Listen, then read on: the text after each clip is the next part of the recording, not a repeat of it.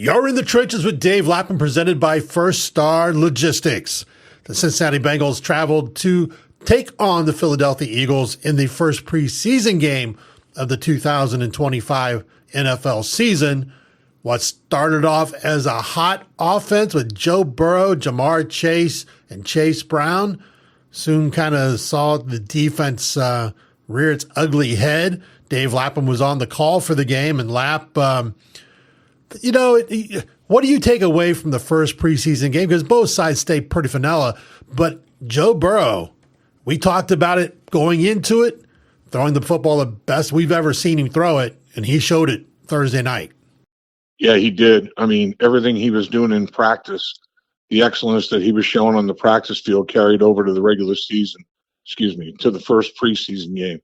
And I think it will carry over to the regular season. I think he's going to build on it as the preseason advances. I think he's preparing and bracing himself for a phenomenal season. I mean, he is just spinning the ball like I've never seen before. I mean, he is so accurate. He puts the ball in the tightest spots. Man, I mean, if he has to put it on the right shoulder, 40 yards down the field, that's where it goes. It has to be on the left hip, 35 yards down the field, that's where it goes. I mean, he is just unbelievable, and his receivers have so much confidence. You know, when they turn their head, they know where the football is going to be, and there's no doubt in their mind. I mean, they rep it so many times at practice. It's they can do it in their sleep. And right now, the connection he has, particularly with his two stars, Jamar Chase and T. Higgins, these guys are playing at such a high level. It is incredible. The T. Higgins and Jamar Chase are running unbelievably precise routes. Joe Burrow is precision-like with his throwing. He's got a textbook release. It's unbelievable how the ball comes off of his hands and his fingertips, and the zip that he gets on the football. He's got some RPMs on that bad boy, and man, he's slicing and dicing. He's carving people up. I think this is just the beginning of a season that people are going to remember for a long, long time, because I think Joe Burrow is going to tear up the National Football League. He is throwing the heck out of the football. Yeah, Joe Burrow, 9 of 10 for 123 yards, 2 touchdowns. But we saw struggles when the second team came in. Jake Browning was 6 of 14 for 62 yards, an interception. Desmond Ridder, 7 of 16, 91 yards and a touchdown. And Ridder didn't look too bad. He actually felt comfortable, but he was off. He wasn't on as sharp as what. And I guess it's easy for us to say when you're comparing Desmond Ridder, Jake Browning to Joe Burrow, there is a big difference between those three. Yeah, there's no question. I mean, Joe Burrow's quarterback rating with that 9 for 10 for 123 yards and 2 touchdowns you mentioned, Dave, 157.5. I mean, that's almost perfection. It really is. It's just incredible. And honestly, the ball that the incompletion was a drop. It was a drop. I think it might have been the first pass of the football game that he threw. Was a drop, a flat drop. So he could have had a perfect night. I mean, he could have been 10 for 10. And add, I don't know, another maybe, let's say 10 yards to it, 10 for 10 for 133 yards. And then he had a touchdown pass dropped as well. I mean, if you add that in there, 11 for 11, and, throw another 10 or 15 yards in there, you're talking 140 to 145 yards passing with 3 touchdowns. That's ridiculous. In 1 quarter. It's 1 quarter of football. I mean, he didn't play after that. So you extrapolate that over 4 quarters of a game, and I'm not saying that he's going to every single quarter he's going to be able to have as many snaps as he had in that first quarter, because he just continued to move the football and generate first downs and get himself more opportunity and more chances to throw the football and carve up the Philadelphia Eagles' secondary. But man, it's just a performance that high alert, National Football League. Joe Burrow, real deal. Everybody knows he's the real deal, but he is out to prove something. I mean, he is out to set records, I think, that will never be broken. We like to talk about the stuff in the trenches. You had to be happy with the performances of rookie Dylan Fairchild at left guard, but overall, the starting first-team offensive line, showed pretty well, in my opinion. Yeah, I agree, Dave. I thought that the entire first unit. I mean, that first quarter, Joe obviously lit it up, and I thought that they ran the football decently, and they pass protected outstandingly. They gave Joe Burrow all day long to throw the football. Joe was never really under duress. He got hit one time, and that was a mistake. There was an error up there from a protection standpoint. Had a free runner, downhill linebacker blitz that got free. That should never happen. You should not have a free runner right up the gut from the linebacker position and take a hit on your quarterback. But for the most part, I thought the offensive line pass protected exceedingly well, and they handled any stunt twist that was given to them. There wasn't a whole lot of that done. Both defensive coordinators played it very, very vanilla. Vic Fangio plays it he plays it about as vanilla as any defensive coordinator in the league during the regular season. So here in the preseason, I mean, it was like, I don't know what the word to be more simple than vanilla, but man, it was elementary, rudimentary, whatever it was.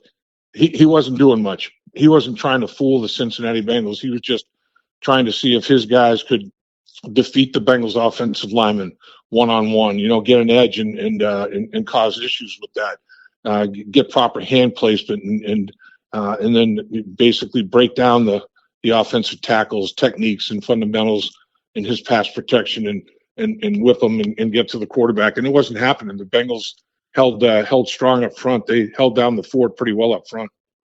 Lap, we talked about a little bit. We continue on the offense of the first team. Chase Brown running the football, just one. It looked very explosive. 5 carries, 23 yards, a 4.6 yard average. I'd love to see a 4.6 yard average throughout the season. I agree with that. I mean, I think he is. I think he's gearing himself up for a special season as well, and he's a complete back. I mean, Chase Brown had 3 catches for another 25 yards, and that's kind of just an average night for Chase Brown catching balls out of the backfield. Because this guy, when he runs a route and catches a ball out of the backfield, and he's out there one-on-one in space, danger, man. It's over. He's gonna win those battles 99 times out of 100 and make that guy miss and pick up significant yards after the catch. So I think he does everything exceptionally well. He ran the ball hard last night. I thought that he presented himself as a tough guy to bring to the ground. He ran it up in there hard. He made the tackler feel it. There's no question. I mean, he was not an easy tackle as such. He didn't go to the ground without any resistance. He was getting after it. He ran it well. He blocked well. I thought his pass protection and blitz pickup was pretty good. He didn't really have all that many chances because, like I was saying, Fangio didn't really load it up in terms of bringing pressures. But, he would help when guys needed help. He'd stick it right in there, man. This guy is fearless in terms of sticking his face mask right in the chest of defensive players, whether it's a 310-pound defensive tackle or a 240-pound linebacker. I mean, he has no qualms about sticking his face mask right in there, and he's like 5'8", 5'9", but he's solid. He's a good 220-pounder, maybe even a little bit more than that. So he's stout. I mean, he's built well, low to the ground, and he's got no fear, absolutely no fear of anybody in the National Football League for sure. And we got to give kudos to Tanner Hudson, the tight end. The Bengals signed Noah Fant. We didn't really see Fant Thursday night, but Tanner Hudson, talk about doing a workman's load, caught Joe Burrow's first touchdown and then caught Desmond Ritter's touchdown with a little over 3 minutes left in the fourth quarter. So he was playing a lot during the game, and overall on the night, he, 6 catches, 62 yards with the 2 touchdowns. So he's making sure people don't forget he's in that tight end room as well. You're exactly right. I mean, he acquitted himself really well. He was a leading receiver with those 6 catches on the night. Jamar Chase was next with 4 catches on 4 targets. So, you got the two leading receivers on the football team, 10 targets, 10 catches, 140 yards, and 3 touchdowns. That's pretty good production. Yeah, Tanner Hudson showed himself well with Joe Burrow. Joe Burrow feels very, very comfortable throwing the football to Tanner Hudson. I mean, he stood on the table to support Tanner Hudson and what he was doing offensively with the football team last year. He told the coaches that he really trusts him. He said the guy runs his routes properly, impeccably. I trust him. He's where he's supposed to be when he's supposed to be there every single time, and he catches the football. He's got very sure hands, and he puts it away. He doesn't let contact dislodge the football. So when your quarterback has that much confidence in you and wants to get you the football, that's a good thing. Tanner Hudson's out there, in his 3 points, 2 point stance or 3 point stance, thinking when I complete this route, there's a damn good chance the football is coming my way. Because if I do what I'm supposed to do and do it well enough, Joe Burrow is going to be looking for me. He does like throwing me the football. That's a good feeling for any receiver. And Tanner Hudson stepped up and had a big day. And Jamar Chase, I mean, shoot, he and Joe Burrow have been doing it since high school, and all-star games. And then at LSU, they rewrote the record book at LSU. These guys are on. You talk about being on the same page. Oh my gosh, man, their brains are on the same wavelength. They see everything the same way on the football field. Their mind takes the same picture pre-snap on the football field, and then any changes that take place after the snap of the football, their mind is working in the same direction to make the necessary adjustments to get the ball down the field and make big plays. So I thought Tanner Hudson, Jamar Chase, I thought T. Higgins played well also. He did have one that he'd like to have back and one that he didn't quite finish the play. But boy, he's another force. Guys like 6'4" plus and 220 pounds and very physical, very long, big leverage guy. He just he basically gets defensive backs in uncompromising positions and takes advantage of it. He's a contested catch king. Tanner Hudson did a good job with the contested catch last night. Overall, really good performance, I think, out of quarterback Joe Burrow, and every receiver that he tried to get the football to, he basically completed all of them except for one. You're in the trenches with Dave Lapham, presented by First Star Logistics. First Star Logistics, one of the fastest growing companies in Cincinnati, is looking to expand its brokerage department by hiring individuals wanting a fast-paced career in the logistics industry. Visit firststarlogistics.com for details on how you could join the team at one of the top places to work in the Cincinnati area. Lap will continue talking about this 34-27 preseason loss by the Bengals against the Philadelphia Eagles.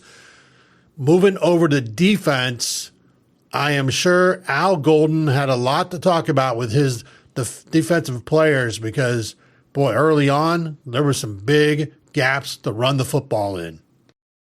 Yeah, the Philadelphia Eagles did a great job running the football. There's no question about that, and I thought that was a big difference in the football game. Philadelphia's offense was definitely definitely more balanced. They ran the ball 33 times for 132 yards, averaged over 4.5 yards a carry, 4.6 a carry. The Bengals a mere 19 carries for 57 yards, a paltry 3 yards per carry. So it's the Eagles had about a yard and a half advantage on a performance basis and average yards per carry consistency basis, and they ran the football 14 more times than the Bengals did. So from a play selection and an execution standpoint, they definitely proved themselves to be more balanced. And I thought you're right that in the beginning of the football game, they kind of set the tone that way. I mean, Joe Burrow goes right down the football field and scores, and Philadelphia comes back and they came right back to tie the football game, and a lot of the yardage. It was very balanced. I mean, they got a lot of yards on the ground. They did a great job of moving people to the line of scrimmage, coming off the football, knocking the Cincinnati Bengals off their spots, and getting some knockback and getting to the linebackers and covering those guys up and finishing blocks, and the running backs in turn, and they're like, okay, well, if you guys are going to do this and move people and finish people, I'm certainly going to finish my run. I'm going to lower my shoulders and get my helmet in their chest and try to knock them back and finish runs as well. And they did a good job, I think, as an offense, finishing plays in the running game at the line of scrimmage and in the backfield. Lap, what were your thoughts of the rookies when we start looking at Demetrius Knight? We look at the number 1 pick, Shamar Stewart, and then you look at a Barrett Carter. Yeah, I mean, I think at the linebacker position, I thought that the young guys were solid. I'm not going to say that they stunk, because I don't think they did. I thought that they worked hard. They tried to make as many plays as they possibly could. Did they make enough plays? No. So for that reason, I'm not going to say that they were superior either. I'm just going to say it was a solid effort, a workmanlike effort. They did everything they could. They did get there was some exposure there, but that's going to happen, particularly in your first game in the National Football League. And the Philadelphia Eagles are pretty good. I mean, they didn't play their number ones, but they've got depth, man. They've got a lot of good players in their offensive and defensive line. And I thought, even though they didn't play any of their starters, I still thought that they controlled the tempo and the flow of the football game at the line of scrimmage on both sides of it. So, I thought the linebackers hung in there as well as they possibly could. I thought Shamar Stewart flashed. I thought he made some plays where, he jumped off the screen. He can do that. He's a big body guy, 6'5 plus, 280 plus, that can has real good quickness, real good change of direction. He can put his foot in the ground and move in the opposite direction of where he started his movement during the course of the play. I mean, he is very, very talented. He can get his pad level down, bend at those hips very well. He's got flexibility there. He's got strong hands. He's got long arms. He can control, offensive linemen coming at him right off the football at the line of scrimmage. There's really nothing this guy can't do. So, is he a finished product? No. There's work to be done there, but boy, there's a lot to work with. And I know that Coach Robinson is excited about taking this product that has got a lot of ability and has shown that he can play, but can still work with him and finish it and give him a few more tools for the toolbox where he can be a real star in the National Football League. I think physically Shamar Stewart has star power, no doubt. We've got to talk special teams because as I posted on Twitter, if you want to make an NFL roster and you're not a Joe Burrow, Jamar Chase, T. Higgins, you got to do it on special teams. You have to be impressed with what Jermaine Burton did, basically as a kick returner, punt returner, and then also a guy like Gary Brightwell, who's fighting to make a roster. And then it was good to see Evan McPherson go 2 for 2 with a long of 51. Looks like he's back. The way the ball was coming off his foot looks solid. Yeah, I mean, I think there were some individual performances that were very bright. Like you said, Ryan Rico just had a strong night, averaged over 45 yards per punt. His net of 33 is probably not what he would like to have had with a 45-yard average. He'd like to maybe be a little bit higher, a little bit up in the upper 30s, a little bit more than the lower 30s. Two inside the 20 that were down inside the 20, no touchbacks. So he was a big factor in determining field position, positive field position for the Bengals. When they did punt the football, he had a long punt of 54 yards on the night.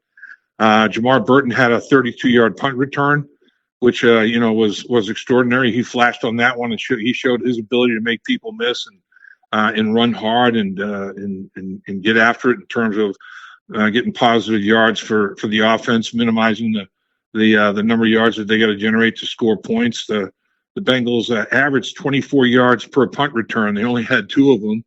Burton goes for 32 and Williams goes for 16. So they had a good night returning the football from a punt return standpoint. Brightwell had a 31-yard kickoff return. Williams had averaged 31 yards on his kickoff returns. He had a 35-yard long, and Brightwell averaged 31 on 3 returns. Williams averaged 26.5 on 2. So as a team, they averaged almost 27 yards kick return on 7 returns. So I think the return teams for Darren Simmons, kickoff and punt return, I thought that they've showed themselves well. I thought that they did what they needed to do to help the Cincinnati Bengals offense and defense, to try to win the hidden yards battle. They were strong in that area. Philadelphia did a pretty good job themselves, though, of handling the return game. They averaged over 15 yards per punt return. Smith had a 46-yarder. His only return went for almost half a football field, and they averaged 23.8 on their kickoff returns. Robinson went for 24.7 on 3 returns, and Williams had one for 25 yards. So I do think that that the kickoff, the return teams, kickoff and punt return, they performed at a higher level than the coverage teams, obviously.